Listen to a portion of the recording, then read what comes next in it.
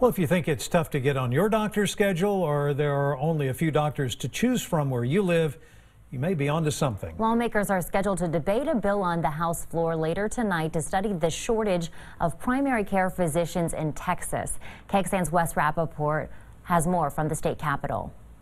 Most people, after finishing the 26th grade as I have, choose to live in a fairly metropolitan or urban environment like Austin, New York, San Francisco, you name it. Dr. Thomas Kim has spent 15 years working in internal medicine and psychiatry. The state of Texas is looking for ways to get rural patients access to more doctors like him. Dr. Kim uses telemedicine to reach patients outside of Central Texas. One of the reasons why I devoted my professional career to telehealth is this amazing efficiency and power that we have of bringing providers like me to places that really need it. And the biggest need is in primary care. As family practice, we're trained to see between 80 to 90% of everything that occurs with patients. Gatesville Republican Representative and family doctor J.D. Sheffield wants the Texas Higher Education Coordinating Board to study and analyze solutions like incentives for med students and funding for residencies and primary care positions in remote areas. There's more money in the specialties than in primary care.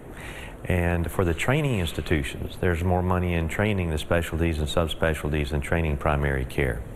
So when you have the big tertiary hospitals, that's their emphasis.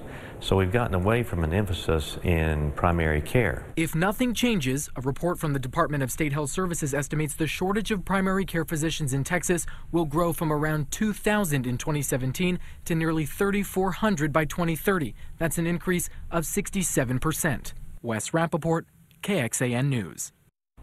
The bill would require the Texas Higher Education Coordinating Board to submit a report to state leaders on the results of the study. And as some Texans turn to telemedicine, another bill would give more children access to services. Right now, Medicaid covers telemedicine for a handful of scenarios, mostly though for adults. Lawmakers are scheduled to debate House Bill 1063 today. It would expand coverage for pediatric patients in certain cases, like children who've had an organ transplant, organ failure, or who are on a ventilator. We're just taking a very small step to include a population that we know would benefit, and we'll be looking at, what we could do in the future as technology progresses and as some of this data comes back and we are able to analyze it.